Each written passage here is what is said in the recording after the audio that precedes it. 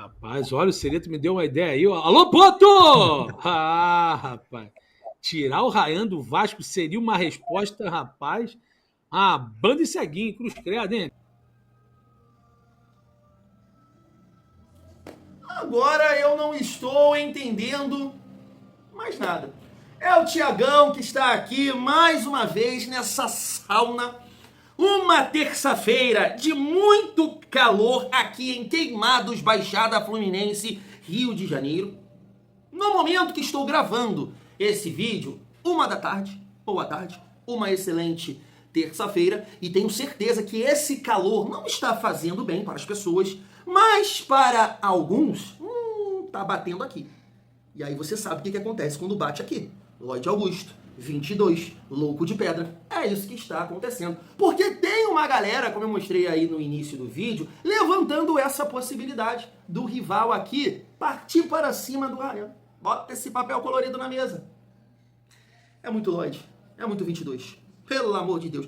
Eu vou passar aqui o resto dessa resenha aí, família, mas também é o gancho pra gente falar um pouco aqui do Ryan nesse vídeo, porque tem um jornalista de fora levantando a possibilidade do Real Madrid, não somente o Ryan, mas também o Caio Jorge, o Cafu, capitão do Penta, também indicou o Ryan para o Milan. Olha o papo, tá com moral o Ryan, família. E muito mais nesse vídeo, vamos falar um pouco mais sobre o Alan Saldívia, a barca do Vasco, o empresário do Nuno que falou também, ó, o Nuno tem algumas sondagens, família vascaína. Uma resenha aqui também sobre o Otamendi, né, informação do Emerson Rocha lá do canal Atenção Vascaínos, barca, né, mais uma vez falar aqui com vocês sobre o Hugo Moura e Verratti. O Verratti está na lista, né, de possíveis reforços do Boca Juniors. É isso mesmo, quero trocar uma ideia com vocês também sobre isso. Então chega aí que tem muita resenha nessa terça-feira de muito calor, mas antes, dá aquela força aqui para o Tiagão, se inscreve, deixa o like, comenta, hypa o vídeo, família, e fecha também aqui com a parceria do Mercado Livre, Shopee, Netshoes e Magalu. Tiagão, essa parceria sua não, é do YouTube, que está ajudando os criadores de conteúdo. A gente separa aqui os produtos, né, que a gente quer para se afiliar, e aí eu separei aqui algumas camisas, bonés, suplementos, tênis e tudo mais. Mas de repente você não quer comprar nada disso nesse momento, mas você pesquisou, um celular, poxa, eu tô querendo comprar agora no final do ano, vou parcelar aí tantas vezes, o preço tá bom no Mercado Livre. Aí o que você vai fazer? Você vai clicar aqui no meu link. Como assim, Tiagão? Mas aí vai me direcionar para uma camisa, pro boné, eu já te falei que eu não quero. Calma, olha o calor, Lloyd é eles lá, nem a gente aqui. Você vai clicar no link, vai na barra de pesquisa, vai lá colocar o seu celular, seu tênis, televisão, videogame, geladeira, fogão, o que seja. Você vai confirmar a compra sem pagar R$1 a mais, você não paga nada a mais. Você vai estar dando uma moral aqui pro Tiagão, porque foi através do meu link que te direcionou para esse site e você efetuou a sua compra. Assim é na Netshoes, Shopee e também na Magalu. Então dá essa força, essa moral aí pra esse belo rosto calvo. Vamos seguir a nossa resenha. Família, quero começar falando com vocês aqui sobre o Alan Saldívia, né? O zagueiro uruguaio. O Vasco até tentou a contratação desse atleta nessa janela, né, do meio do ano, não conseguiu. Diniz elogiou bastante o jogador porque enfrentou ele na Libertadores. Recentemente eu coloquei um corte aqui do Felipe Melo também falando, elogiando bastante esse jogador, e ele até disse que imaginava que depois de um tempo, se ele, né, continuasse com aquele nível, né, quando enfrentou o Fluminense na Libertadores, ele iria jogar na Europa. Isso não aconteceu e de repente isso aqui explica um pouco, né, o que está acontecendo com o Alan Saldívia, e aí, né, preocupa a gente também, porque claro que o jogador tem que estar apto, tem que estar bem fisicamente para nos ajudar dentro de campo. Eu estava vendo essa resenha aqui do Carlos Berbet, essa apuração, e ontem também a galera do GE confirmou, né? O Bruno Murito confirmou que de fato o Vasco está negociando com o Colo-Colo a contratação do Alan Saldívia. Mas olha só, ó, família, em 2024 ele teve uma lesão, acho que parcial, no menisco e ficou 40 dias fora. Já em 2025 ele ficou 103 dias, né, afastado por problemas físicos. 15 dias por uma lesão na panturrilha, 15 na virilha e 73 dias por uma pubalgia, né? Essa matéria aqui é do Carlos Berbet. Então assim, ficou bastante tempo fora, e isso, né, preocupa um pouco, porque é aquilo, família, o futebol brasileiro, ele é muito mais intenso, ele é mais competitivo, ele é mais desgastante, né? Por toda a dificuldade que envolve o jogo, a intensidade do jogo, as viagens, né? O tempo de treinamento também, a gente viu que uma galera reclamou, né, aí do Vasco, isso é verdade, não vai chegar ninguém agora para falar que é mentira, porque foi verdade sim, né, a galera reclamando aí do Diniz, tempo de trabalho e tudo mais. Então, né, a gente fica preocupado com a condição física desse atleta aqui. Potencial, eu prefiro aguardar. Mesmo o Diniz elogiando, o Felipe Melo também, que entende, foi um bom jogador, né? Mas é um nível diferente, família. E é só você ver, né, agora, nas competições internacionais, dificilmente você vê um time chileno chegando longe, tá num nível bem, bem fraco, né? De repente o Thiagão vai botar o currículo lá e tentar a carreira de jogador, mesmo com 34 anos. Estou bem fisicamente, estou gordinho, mais pesado, mas consigo jogar ali de centroavante fazendo a parede, família. Eu abro a capa do Batman, lá ele. Seguindo a nossa resenha, só para pontuar, né, família, é uma posição que o Vasco precisa, né? Não dá para ficar contando só com o Cuesta e o Robert Renan. O Vasco precisa, né, de opções. A gente cansou de falar aqui, machuca o Cuesta, bota quem? Bota o Hugo Moura na zaga. Então o Vasco precisa correr contra o tempo para reforçar aí o elenco nesse setor, família vascaína. Seguindo a nossa resenha, mais uma vez trocar uma ideia com vocês sobre o Hugo Moura, porque o GE mais uma vez, né, fez essa matéria aqui, trouxe essa informação, Bruno Murito, falando o seguinte, Hugo Moura pode ser negociado se o Vasco enxergar oportunidades de mercado, né? Eu estava lendo em algum lugar, esqueci de printar aqui também para mostrar para vocês, que o David também está nesse lugar aqui do Hugo Moura, mas o Vasco não tem tanta pressa para negociar o David, porque entende que é um cara que tem a capacidade de jogar em outros times, e então, de repente, pode pintar, né, uma proposta, uma oportunidade, e o Vasco conseguir, né, esse acordo aí com o David com outro clube. Mas a comissão técnica entende que é um jogador que deixou a desejar naquele lance lá do jogo contra o Bahia. E assim, com certeza, é com o Hugo Moura. Foram assim, família, expulsões que não tem cabimento. Não tem. Eu sei que vai aparecer aqui, né, os caras que falam, eu sei que tem contrato, tem tudo isso. Mas os dois, por essa tomada de decisão absurda, na minha opinião, uma falta de comprometimento, cara, segue o rumo, sabe?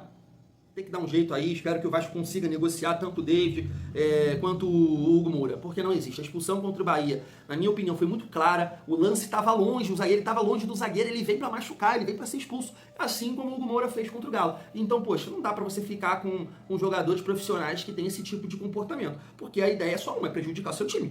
É prejudicar o resultado. Então como é que você vai ficar com esses jogadores? Então vamos aguardar e torcer para que o Vasco possa achar aqui, né, essas oportunidades de mercado e colocar na barca Hugo Moura e David, família. Seguindo para a gente falar um pouco sobre o Nuno, tá na tela para vocês, Empresário revela sondagens por Nuno Moreira e aspas aqui para ele, Ele está muito feliz no Vasco, fez uma grande temporada. Fez sim, jogou muito bem no Vasco. Claro que todo mundo vai pontuar, eu acho que a análise sobre o Nuno é essa. Sentiu na reta final, desgaste e tudo mais, cansaço. É bom a gente pontuar o seguinte, mas nessa temporada, e assim, uma temporada diferente também das outras, porque eu entendo que o período vai ser, né, reduzido de férias, que o futebol, o Campeonato Brasileiro já volta em janeiro e o Vasco estreia no Campeonato Carioca no dia 15 e 16. Mas de repente, né, com o Sub-20 ali que já voltou a treinar, até visando, Sub-20 não, né? É Sub-20 não, Copinha Sub-20 agora? Me corrijam aí se eu estiver errado, eu acho que não. Mas né? Acho que é assim, Sub-20 sim. Mas de repente vai usar essa galera ou parte do elenco, os jogadores que atuaram um pouco nessa temporada, e assim como fez nessa temporada, né? E aí sobe uma galera para disputar ali o campeonato carioca, mais um tempo reduzido de férias. Mas mesmo assim, a gente precisa entender que mesmo com esse descanso, mesmo, né, recuperando tal, mental, a parte física, o Nuno não é esse jogador físico. Ele não é. Claro que a gente entende que ali, quando ele chegou, ele estava contribuindo mais nesse sentido. Mas ele não é um jogador físico. Agora, tecnicamente falando, é um jogador acima da média. Eu acho que não tem um vascaíno nesse mundo de, meu Deus, que vai criticar a contratação do Nuno. Talvez, né, foi o grande acerto da gestão.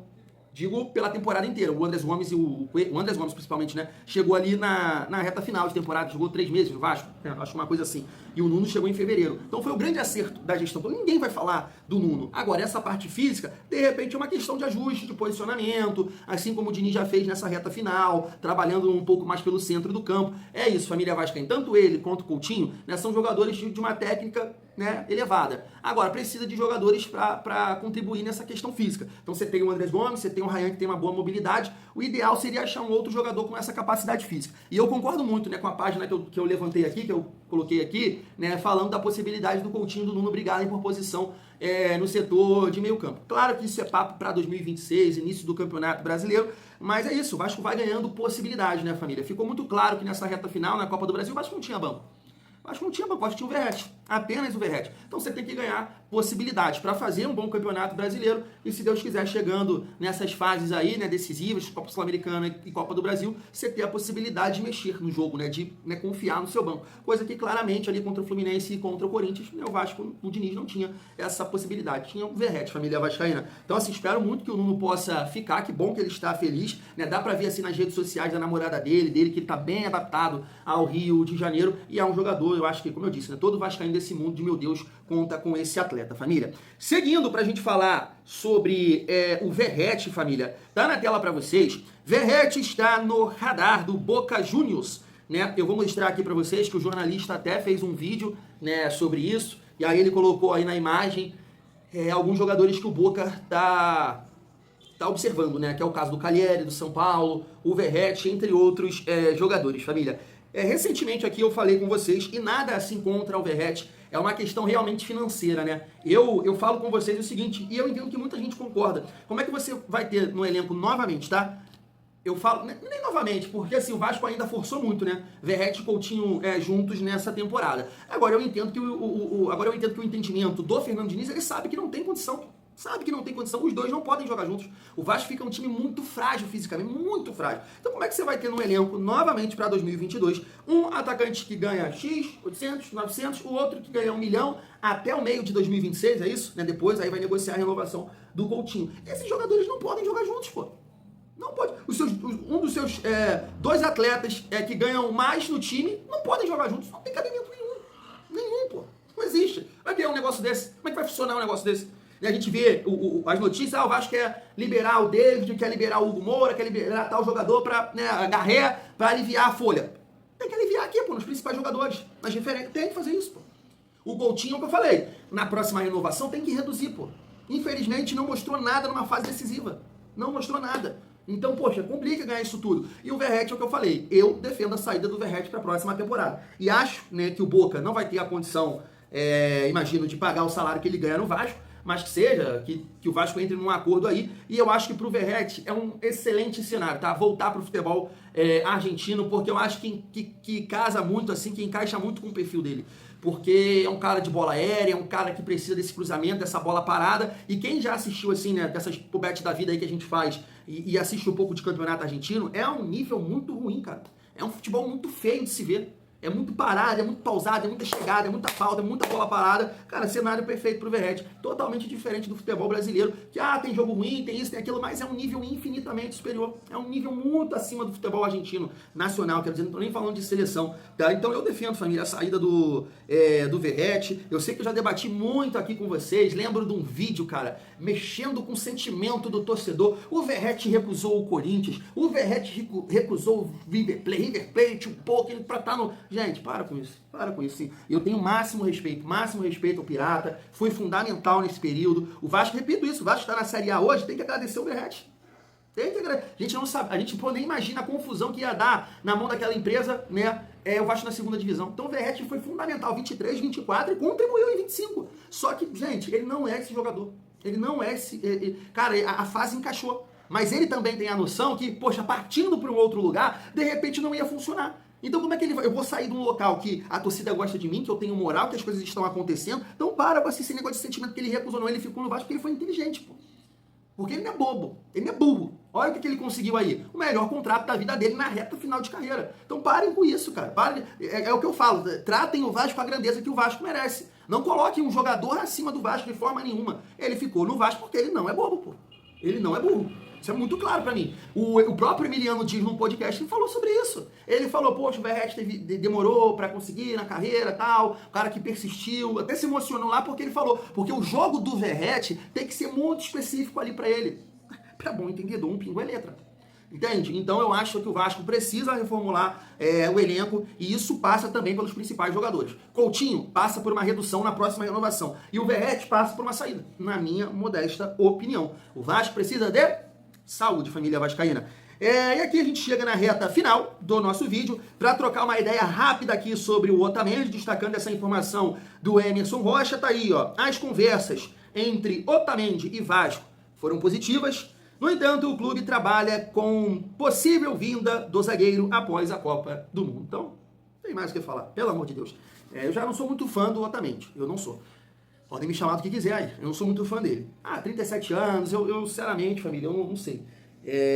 Mas é isso, agora também não importa. Só depois da Copa do Mundo não tenho o que falar sobre esse jogador, porque até lá é muita coisa para acontecer, de repente pinta um outro clube, volta para Argentina, continua no Benfica, então muita coisa pode acontecer, família vascaína.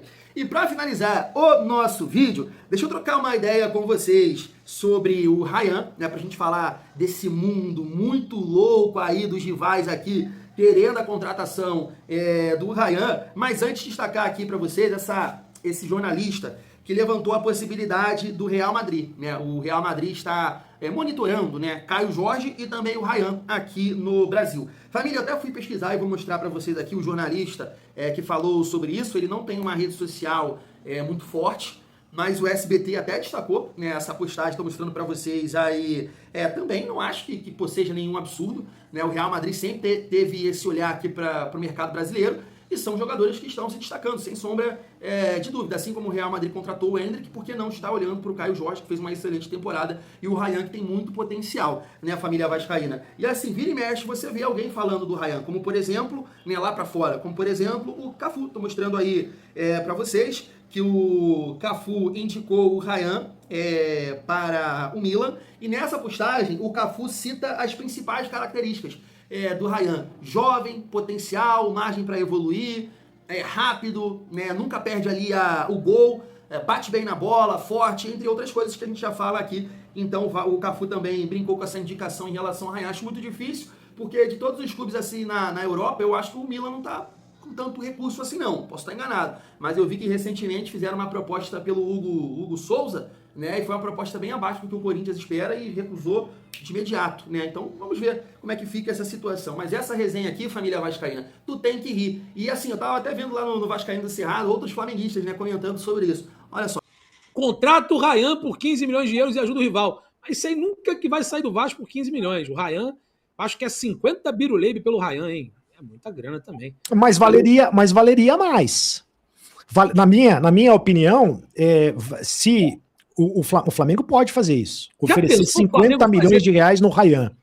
Acho que seria uma contratação espetacular. Você tiraria o principal jogador do seu adversário. Explode o mercado, hein? Do seu principal adversário, explode o mercado. Você tem um jogador para muitos e muitos anos e que com certeza vai ser revendido pro futebol da Europa. Mas parece que o Zenit fez uma proposta e o Vasco não topou, não foi isso? Não foi mais ou menos nesse sentido? O Renan tem um pouco mais de informação, né, Renan? 200 milhões de reais e o Vasco não topou. O Vasco só aceita acima de 300 milhões de reais. Rapaz, olha, o Celito me deu uma ideia aí. Alô, Poto! Rapaz. Tirar o Ryan do Vasco seria uma resposta, rapaz. Banda e ceguinho, cruz credo, hein, meu? Vamos lá. Tá aí. Família, assim, cara, futebol é negócio, tá?